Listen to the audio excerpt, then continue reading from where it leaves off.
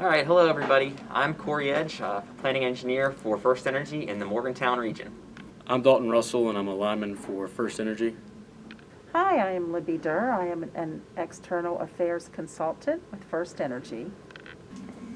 All right, today I'm going to be reading Love Will See You Through, Martin Luther King Jr.'s 6 Guiding Beliefs, as told by his niece, by Dr. Angela Farris Watkins, and illustrated by Sally Wern Comport.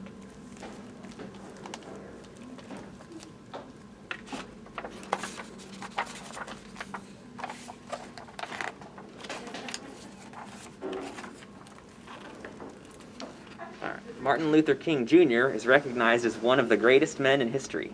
I'm proud to say that he was also my uncle.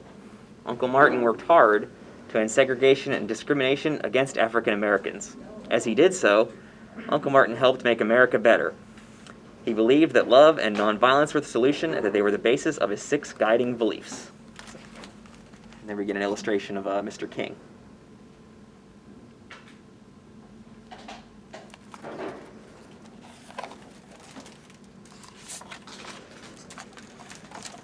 His first principle and belief is have courage. Uncle Martin faced adversity with courage. For him, courage meant solving problems without using violence. In 1955, Uncle Martin led a boycott to address the problem of segregation that forced African Americans to ride in the back of or stand up on the public buses in Montgomery, Alabama.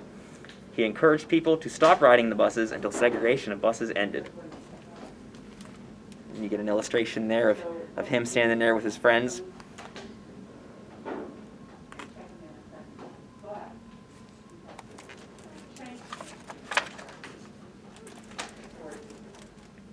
One night, as Uncle Martin spoke at a local church in Montgomery, he got the news that his house had been bombed by people who were angry about the boycott. He knew that his wife and 2-month-old baby, Earl, were inside the house. Uncle Martin rushed home. There he found a mass of policemen, news reporters, and fire trucks surrounding his house.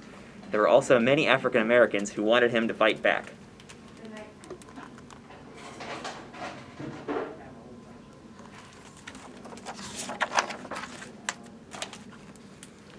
Uncle Martin courageously resisted the use of violence that night. First, Uncle Martin made sure that his family was safe. Then he walked onto the front porch and told the people to put down their weapons. He explained that the bus boycott would be won only with a spirit of love. Uncle Martin was right.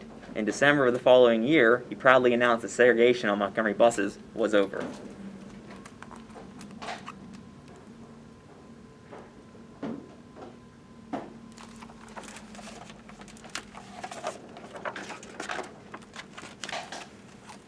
The second guiding belief is love your enemies. Uncle Martin believed that as we courageously face our problems, we must seek to love our enemies. One Sunday morning, Uncle Martin preached a sermon called Loving Your Enemies.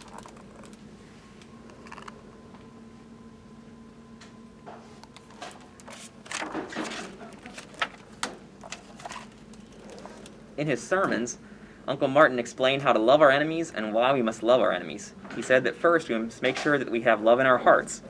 Then we should realize that there is good and bad in everyone. Uncle Martin said that we should find the good in our enemies and love that part of them. Uncle Martin said that the reason why we must love our enemies is because God wants us to. He also said that the more people hate, the more we will all live in a world filled with hate. Hate eventually destroys the spirit and the mind of the person who holds it, but love makes everyone stronger.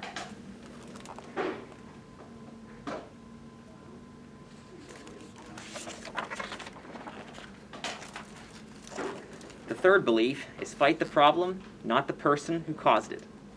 Uncle Martin fought his problems without fighting people. He believed that if you love your enemies, you can focus all your energy on solving the problem. Just before Easter Sunday in 1963, Uncle Martin went to Birmingham, Alabama to stop segregation against African Americans in stores and restaurants there. He was arrested and put in jail for protesting. As he read the local newspaper, he discovered a letter by some of his fellow preachers and pastors. In it, they said that his protests in Birmingham were untimely and that he should back away.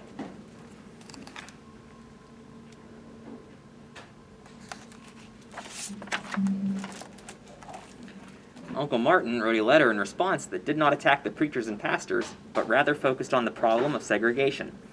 In the letter, he expressed his love and respect for the ministers. He knew that his letter was an opportunity to explain to hundreds of people why the battle for equality must be fought. Uncle Martin's letter received a lot of public attention, and he became famously known as the letter from Birmingham jail.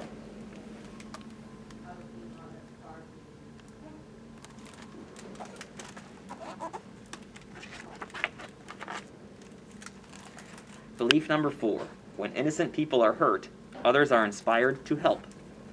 Uncle Martin believed that when undeserving people are hurt, it inspires others to offer their help. He demonstrated this when he went to Selma, Alabama in 1965 to organize a voter registration drive and stop discrimination that prevented African Americans from registering to vote.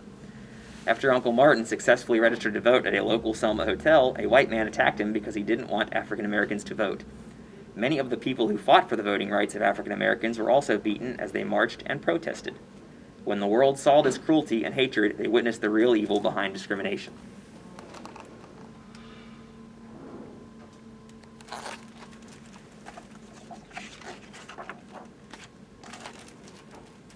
Across the country, people stepped forward to offer their help. President Lyndon B. Johnson was one of those people. Uncle Martin spoke with the president by phone. Later that year, President Johnson signed the Voting Rights Act, which outlawed discrimination in voter registration throughout the United States.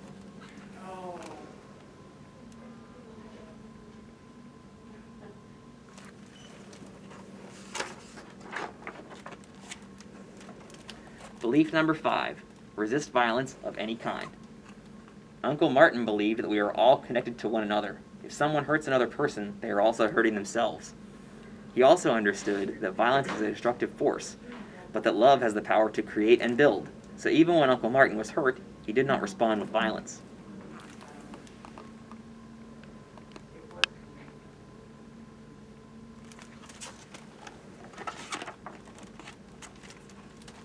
In 1966, he went to Chicago to protest practices that kept African Americans from having the same kind of housing as white people. As he and others marched, someone who hated his protest threw a rock that hit him in the head. Uncle Martin fell down on one knee for several moments. He didn't yell out, he didn't throw the rock back, or encourage his supporters to fight back. He knew that responding with violence would destroy his chances of creating better housing for African Americans. Uncle Martin got back up and continued the march. With a spirit of love, he stayed focused and kept working. Later that year, the Real Estate Board, Housing Authority, and banking institutions of Chicago all agreed to stop housing discrimination towards African Americans.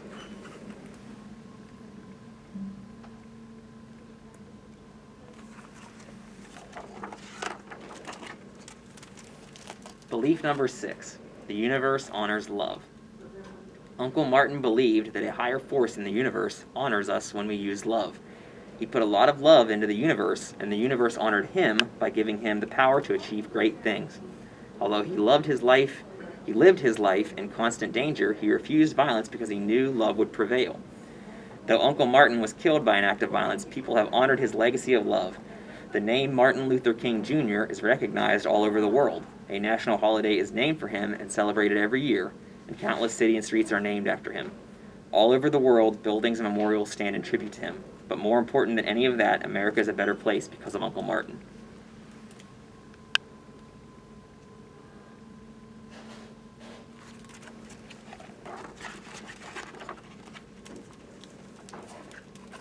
Uncle Martin was a man of peace. Love was his way of life.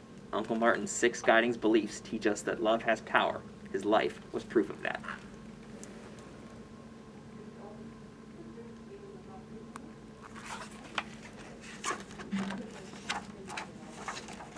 This little quote, love will see you through. Oh, get the page there.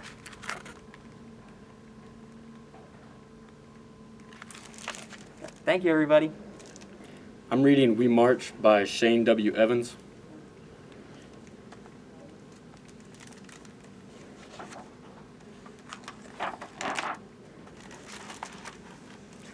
The morning is quiet.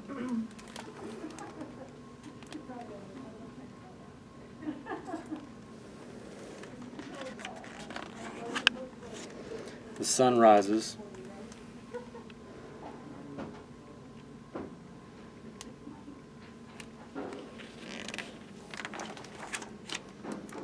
And we prepare.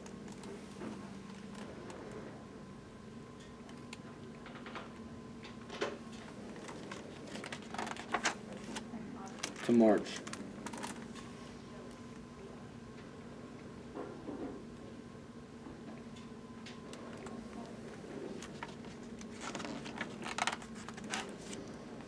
We pray for strength.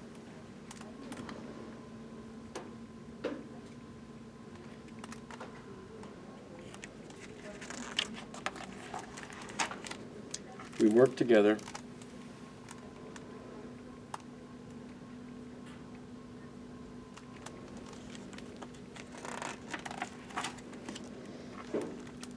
We come from all over to march.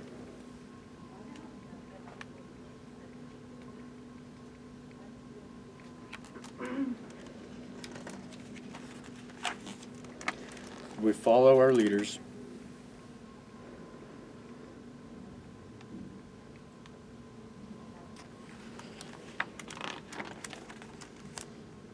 We walk together.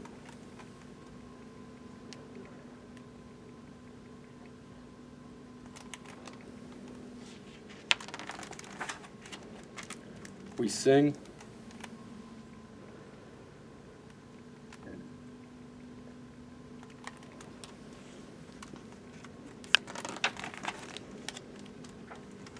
We are hot and tired, but we are filled with hope.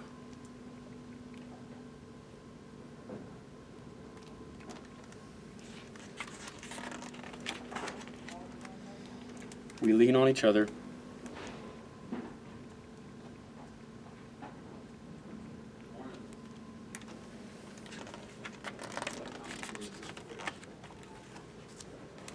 As we march to justice.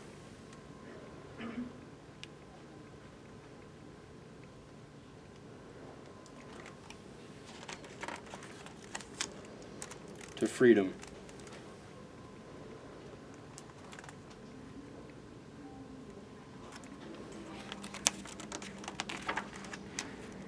To our dreams.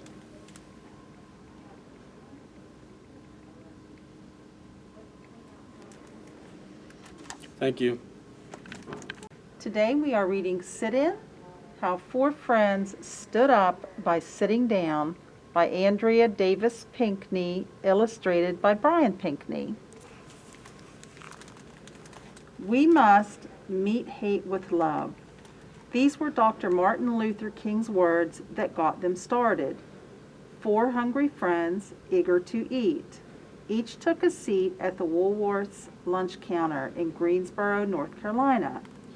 David, Joseph, Franklin, and Azelle sat quiet and still, with hearts full of hope, with Dr. King's words strong and close. They were college students with the plan. It was February 1st, 1960.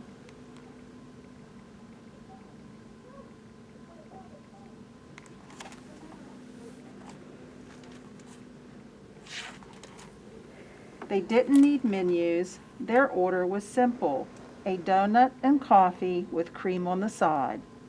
Woolworth's was busy, so the friends waited, patiently, silently, without a fuss. They were the only black kids at the counter. David, Joseph, Franklin, and Azelle sat still while everyone else got served. At first they were treated like the hole in a donut, invisible. Others tried to ignore them.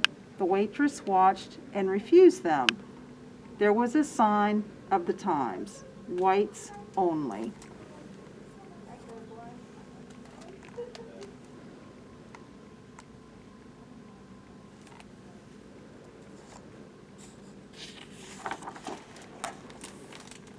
This was the law's recipe for segregation. Its instructions were easy to follow. Do not combine white people with black people. Segregation was a bitter mix. Now it was the friends' turn to ignore and refuse. They ignored the law and refused to leave until they were served. These kids had a recipe too, a new brew called integration. It was just as simple. Combine black with white to make sweet justice. For them, integration was better than any chef's special. Integration was finer than homemade cake. Integration was a recipe that would take time.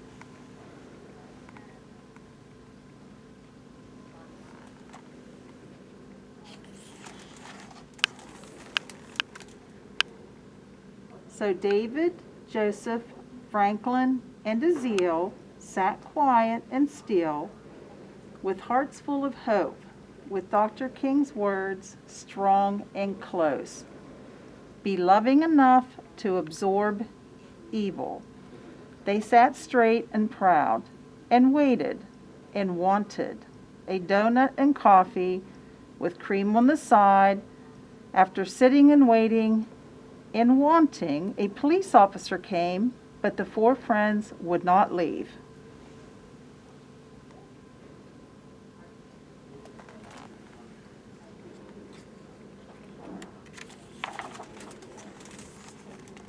The police officer did not know what to do. The students were doing nothing wrong. No crime in sitting, no harm in being quiet, no danger in looking hungry. The officer left the lunch counter without doing anything. The Woolworths man turned off the lights. He announced, "Woolworths is closed." So the customers left, including the four friends, who went home to dinner, where they were served first.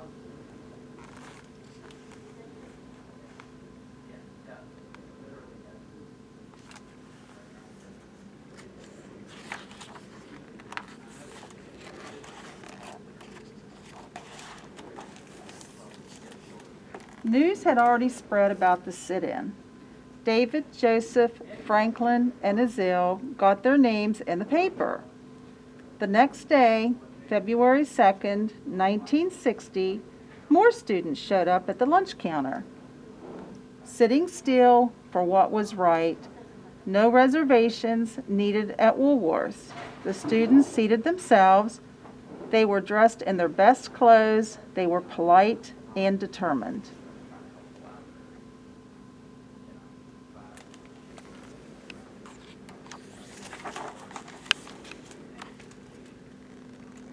No guesswork for the waitress. The young people knew the menu by heart. They ordered, no food came, so they sat in silence and waited and wanted a donut and coffee with cream on the side. The waitress reminded them, whites only. But those kids would not budge. They didn't move until they were served. They refused. All they wanted was some food, a donut and coffee with cream on the side.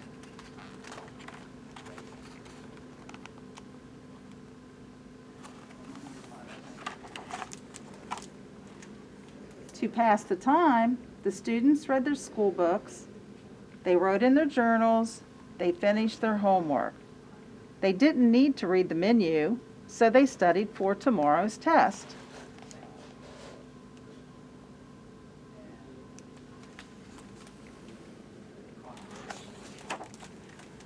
What had started in Greensboro spread faster than a grease fire. There were lunch counter protests in Hampton, Virginia, Nashville, Tennessee, Montgomery, Alabama, Atlanta, Georgia, and many other southern towns. If lunch counters could go from whites only to all welcome, if segregation could turn to integration, if black people and white people could break bread together, everyone would pass the test. Everyone would score high, A+ with that coffee and cream on the side.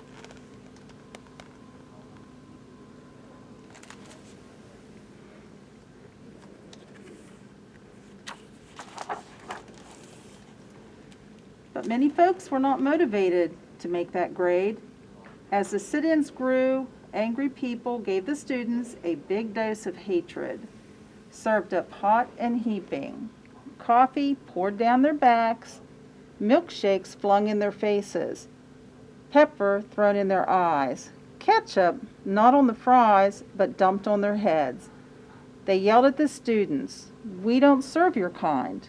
Go home. Goodbye."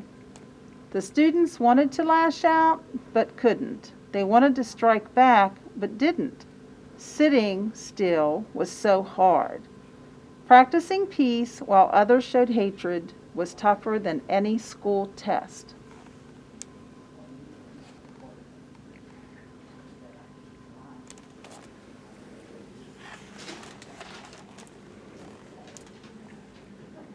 Now there were news cameras filming the sit-ins and viewers at home watching it on TV.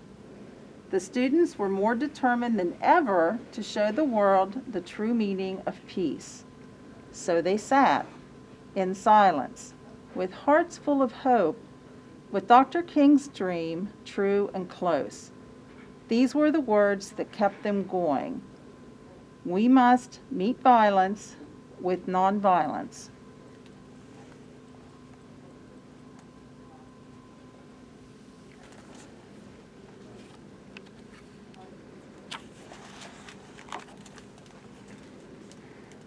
The students sat proud and still and waited and wanted a coffee and donut with cream on the side. Soon the sit-ins grew bigger and wider. White students joined their black friends to protest the unfair treatment by restaurant owners who would not serve food to black patrons. They also opposed segregated libraries, buses, parks, and pools.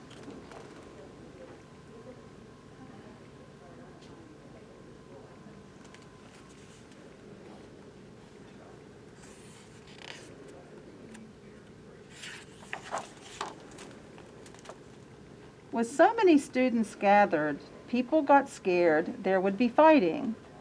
They were afraid of all those youngsters grouped together for a cause. Even though the students were committed to peace, the police now took action. They accused the students of loafing. They arrested them, they took them to jail. The students didn't resist. They didn't fight. Instead, they sang freedom songs to keep the peace. They held Dr. King's words steady and close. Demonstrate calm dignity.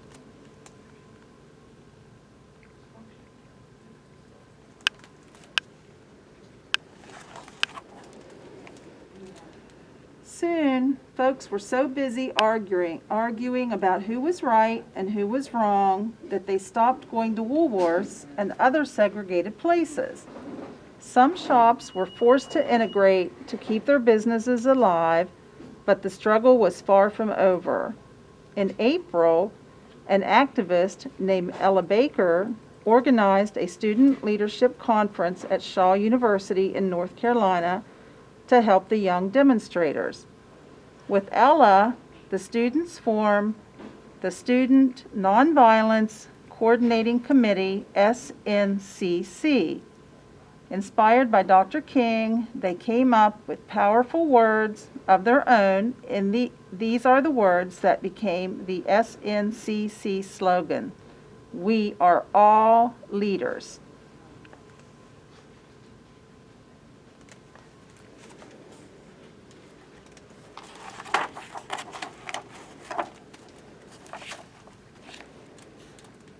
When President John F. Kennedy got a taste of SNCC's integration, he didn't sit in, he stepped in.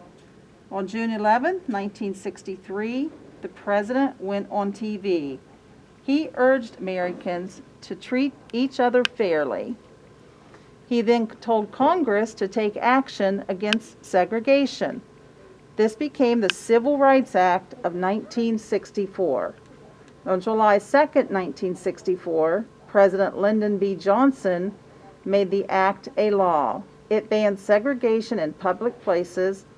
The hard work and courage of those brave students paid off. They had taken a bite out of segregation. Now it was time to savor equality. Now they were ready for a big sip of freedom. Their order was simple: a double dose of peace with nonviolence on top. Hold the hate, leave off the injustice.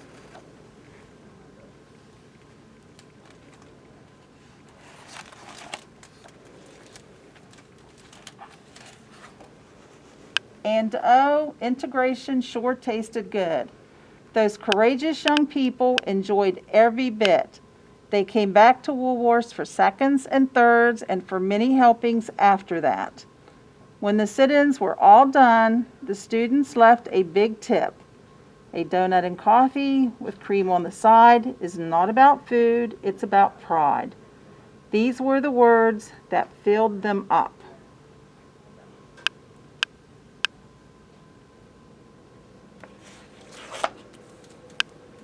Now the students had the right recipe for integration. The steps were easy to follow. 1. Start with love. 2. Add conviction. 3. Season with hope. 4. Extra faith to flavor. 5. Mix black people with white people. 6. Let unity stand. 7. Fold in change. 8. Sprinkle with dignity. 9. Bake until golden. 10. Serve immediately. Makes enough for all. After weeks of sitting, when their backsides ached, after months of being still, when their feet fell asleep, after years of praying for laws to change, when they were so hungry for equality, the young people finally got what they ordered. It was worth the wait. It was served to them exactly how they wanted it. Well done. From all of us here at First Energy, thank you so much for joining us to celebrate Martin Luther King and his special day.